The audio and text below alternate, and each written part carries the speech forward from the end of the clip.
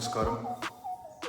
చాంచల్య బుద్ధి కలిగిన వాళ్ళము కాబట్టి తాంత్రిక విద్యలు కన్నా సాత్విక విద్యలు మీరు అంత అనుష్ఠానం పొందాలి, మాకు సకల శ్రేయస్సు శీఘ్రంగా కలగాలి అంటే ఒక ఉత్కృష్టమైనది చెప్తాను వినండి.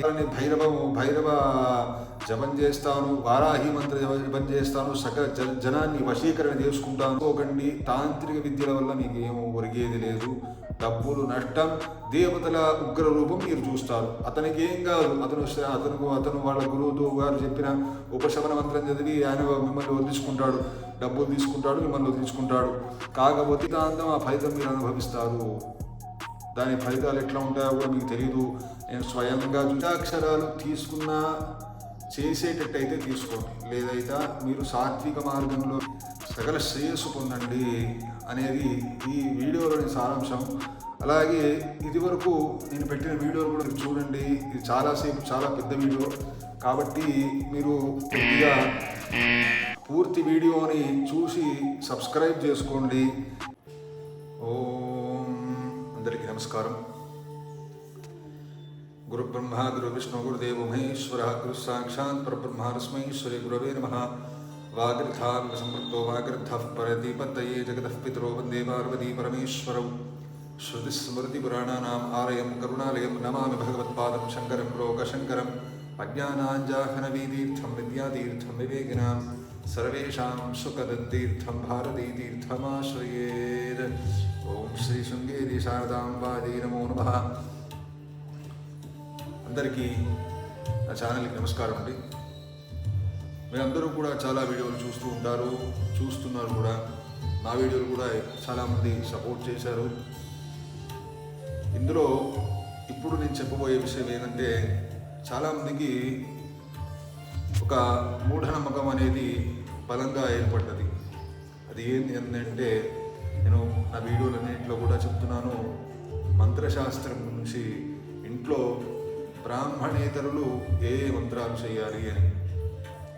ప్రథమంగా చెప్పాలంటే బ్రాహ్మణులకి ఇతరత్ర చతుర్వర్ణాల వారికి సంధ్యావందనం అనేది ముఖ్యంగా చేయవలసిన పద్ధతి. శుక్ల యజుర్వేదులకి, కృష్ణ యజుర్వేదులకి ఒక పద్ధతిగా ఉన్నది.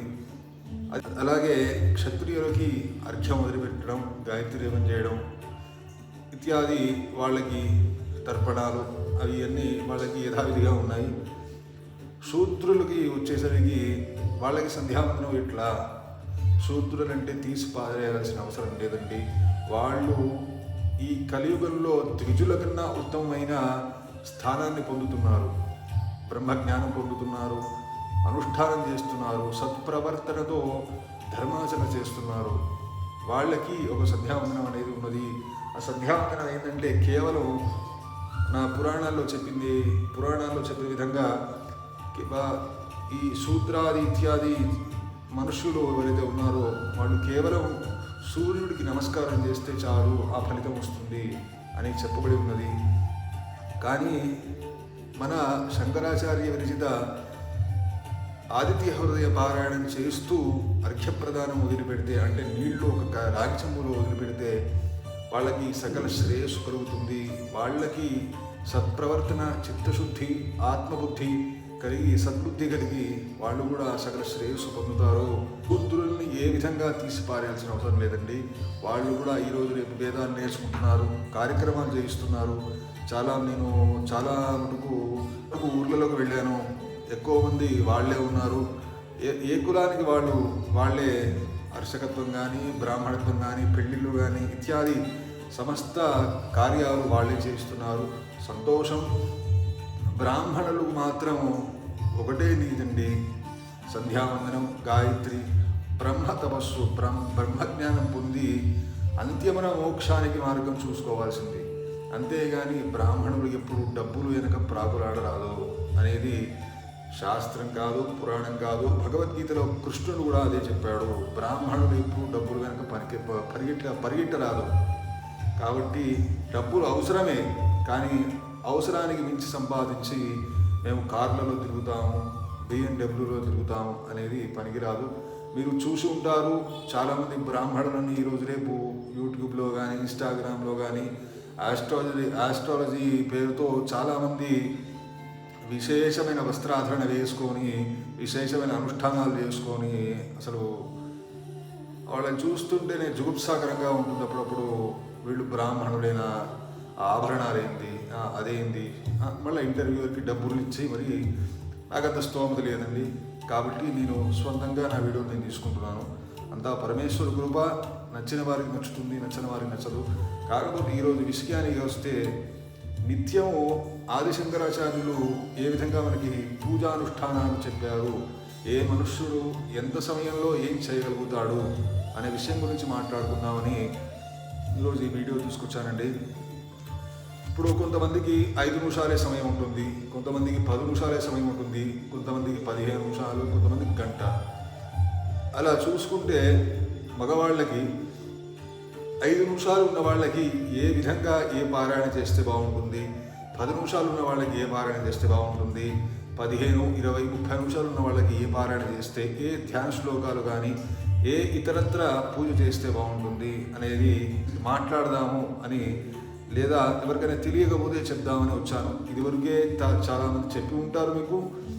అదేవిధంగా వాళ్ళని చూసి నేను చెప్పట్లేదు, నేను మంత్రశాస్త్రాన్ని చూసి ఇతరత్ర గ్రంథాలు ధర్మశాస్త్రాన్ని చూసి నేను ఈ వివరణకు వచ్చానండి. 5 నిమిషాలు ఎవరికైతే ఒక పురుషుడికి సమయం ఉంటుందో వారు ఏం చేయాలి, 5 నిమిషాలు సమయం ఉన్న వాళ్ళు ఏ విధంగా పూజ చేయాలి, ఏం చేసుకుంటే వాళ్ళకి శ్రేయస్సు కలుగుతుంది అంటే ఉదయాన్నే లేచి స్నానాలు చేసి వాళ్ళ ఇంట్లో ఉన్న దేవాలయ ప్రాంగణంలో కూర్చొని లేదా దేవ మందిర ప్రాంగణంలో కూర్చొని దీపారాధన చేసి కేవలం మాత్రం గణపతికి ప్రార్థన చేసుకొని అథవా వారి ఇష్టదైవాన్ని ప్రార్థన చేసుకొని ఒక 3 నిమిషాలు ధ్యానం కళ్ళు మూసుకొని వారి ఇష్టదైవాన్ని నామస్మరణ చేస్తే చాలండి. ఆ రోజంతా వాళ్ళకి శ్రేయస్సు కలుగుతుంది. కానీ దీంట్లో లోభత్వం చూపించరాదు. నేను 5 నిమిషాలు పెట్టుకుంటాను, నేను కేవలం 5 నిమిషాలు పెట్టుకుంటాను, నేను 5 నిమిషాలు మించి చెయ్యను అనుకుంటే మాత్రం అది పనికిరాదండి. మీకు సమయం ఉంటే చేసుకోండి, ఇంకా ఎక్కువ కూడా చేసుకోవచ్చు. కానీ సమయం లేని వాళ్ళు నాకు 5 నిమిషాలే ఉంటుంది, ఈరోజు బిజీ స్కెడ్యూల్ ఉన్న వాళ్ళకి మాత్రము ఈ 5 నిమిషాల పూజ అనేది శంకరాచార్యుల వారు కూడా రాశారు. మనకి చాలా మంత్రాలు శ్లోకాలు కూడా ఉన్నాయి 5 నిమిషాలు పూర్తి చేసే. హనుమాన్ చాలీసా ఇటువంటి ఇత్యాది సమస్త స్తోత్రాలు అవి 5 నిమిషాల్లో పూర్తి చేసుకోవచ్చు. తర్వాత 10-15 నిమిషాలు ఉన్నవాళ్ళు విష్ణు సహస్రనామం కానీ లేదా లలితా సహస్రనామం కానీ చేసుకొని వెళితే సకల శ్రేయస్సు కలుగుతుందండి. తర్వాత అరగంట ఉన్నవాళ్ళు మీరు ప్రశాంతంగా కూర్చొని ఈ 10-15 నిమిషాలు అరగంట ఉన్నవాళ్ళు ఏం చెయ్యాలయ్యా మేము ఈ సమయంలో అంటే, మనకి మొన్న శంకరాచార్యుల వారు విధుశేఖర భారతీ స్వామి వారు కూడా చెప్పారు, మీ అరగంట సమయాన్ని వృధా ఎందుకు చేస్తారు, ఆ అరగంట సమయాన్ని మోక్షానికి 1 నిమిషం చాలండి. మోక్షం పొందాలంటే మనిషి మోక్షం పొందాలంటే చిత్తశుద్ధిగా 1 నిమిషం పూజ చేస్తే చాలు, ఒక్క నామస్మరణ చేసుకుంటే చాలు. కానీ చిత్తశుద్ధి ఉండాలి కదా, అంతఃకరణ శుద్ధి ఉండాలి. అమ్మవారి లలితా సహస్రనామంలో చెప్పినట్టు అంతఃశుద్ధ్య బహిశుద్ధ్య అని, తర్వాత అమ్మవారిని ముందు బహిశుద్ధి అంతఃకరణంలోగా మన మనస్సులో నుంచి ఎప్పుడైతే మనం పూజ చేస్తామో అమ్మవారికి అది చాలా ప్రీతిపాత్రంగా ఉంటుంది అని మనం లలితా సహస్రనామం చూస్తాం.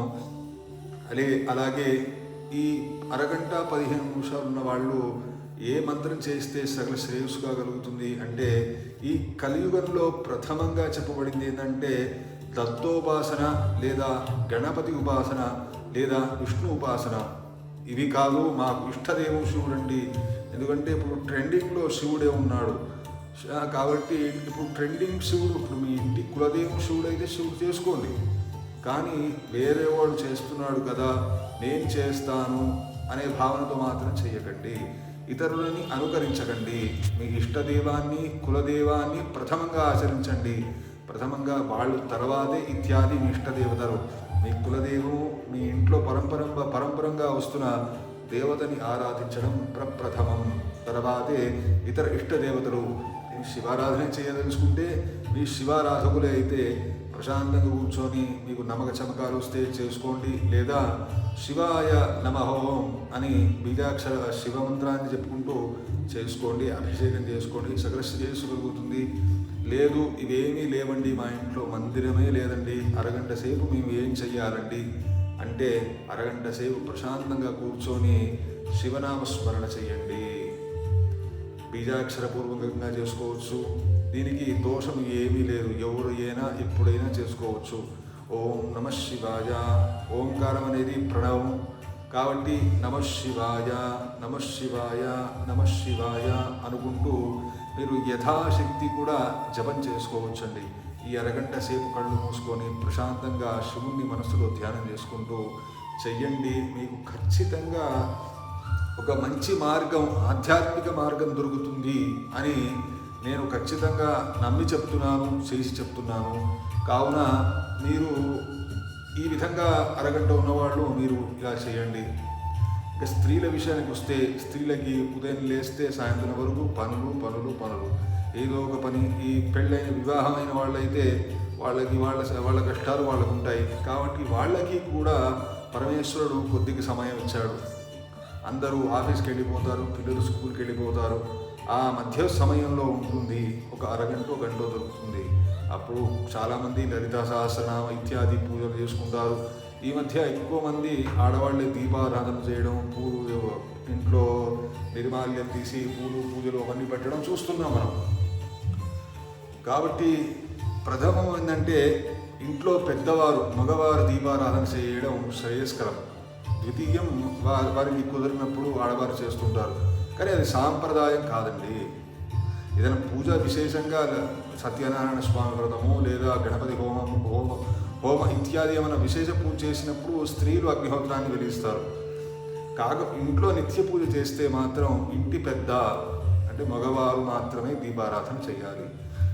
ఆడవారు చేస్తే కూడా పర్వాలేదు, ఇప్పుడు మగవారికి కుదిరినప్పుడు. అలాగే తర్వాత ఏం చేయాలి? ఇప్పుడు అరగంట సేపు ఆడవాళ్ళు, గంట సేపు సమయం ఉంది. లలితా సహస్రనామం మీ కష్టానికి అనుగుణంగా నా యూట్యూబ్ ఛానల్లో చాలా మటుకు లలితా సహస్రనామం గురించే నేను చెప్పాను. ఇంకొకటి విశేషంగా నేను చెప్పబోయేది ఏంటంటే, ఆడవాళ్ళు స్త్రీలు సకల కార్యాలలో విజయం పొందాలి అంటే మీరు ఏ మంత్రం చేస్తే బాగుంటుంది, ఏం చేస్తే, ఏ శ్లోకం చదివితే బాగుంటుంది అనే దాని గురించి ఇప్పుడు చెప్పబోతున్నాను. అది మీరు ఇంట్లో చేసుకోండి చాలు.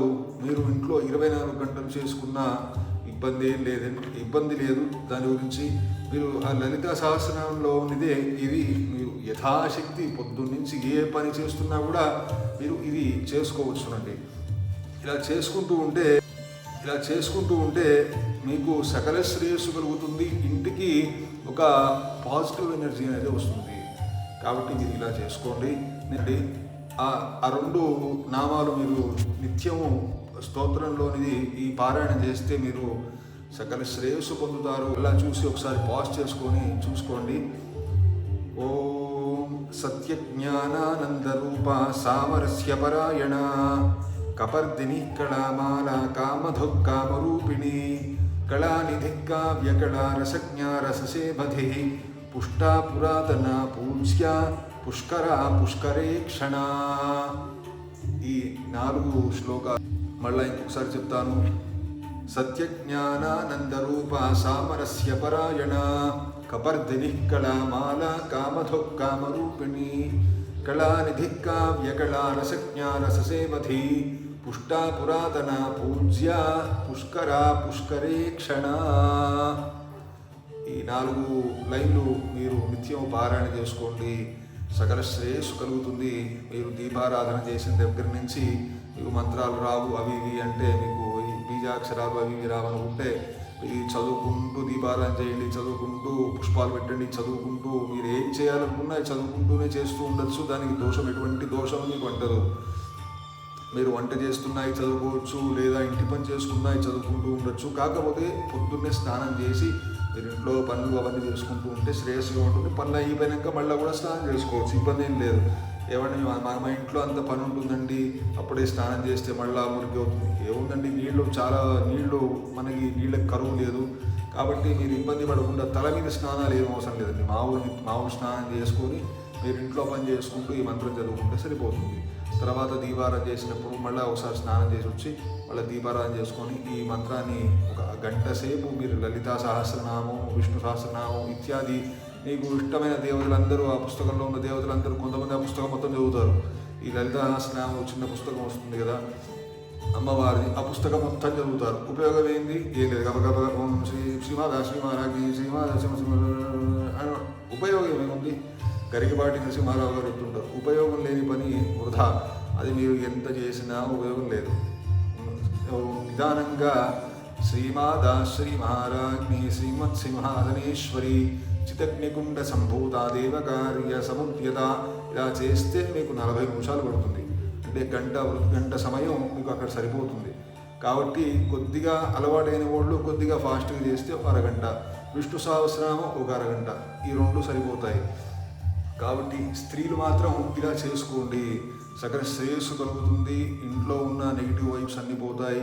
మీరు ఊరికనే జాతకాలు చూపించుకుంటూ మా అబ్బాయి పెళ్ళి కావట్లేదు, మా అమ్మాయికి పెళ్ళి కావట్లేదు, మా జాతకంలో మా దరిద్రం ఇట్లా పట్టింది, మా దరిద్రం ఇట్లా పట్టింది అని ఇవన్నీ వృధా ప్రయాసాలకు పోకుండా ఇవి చేసుకుంటే సకల శ్రేయస్సు కలుగుతుంది. అలాగే ఇదివరకు నేను పెట్టిన వీడియోలు కూడా మీరు చూడండి. ఇది చాలా పెద్ద వీడియో కాబట్టి మీరు కొద్దిగా పూర్తి వీడియోని చూసి సబ్స్క్రైబ్ చేసుకోండి. ఇంకా మంచి వీడియోలతో ముందుకు వస్తాను. కొద్దిగా నాకంత ఎక్స్పీరియన్స్ లేదు కాబట్టి ఈ బ్యాక్గ్రౌండ్లు ఇవన్నీ పెట్టడానికి కుదరట్లేదు, అయినా ప్రయత్నం చేస్తున్నాను. అది మన దేవతల్ని, సాత్విక దేవతల్ని ఆరాధిద్దాం, సకల శ్రేయస్సుల్ని పొందుదాం. హరి ఓం స్వస్తి.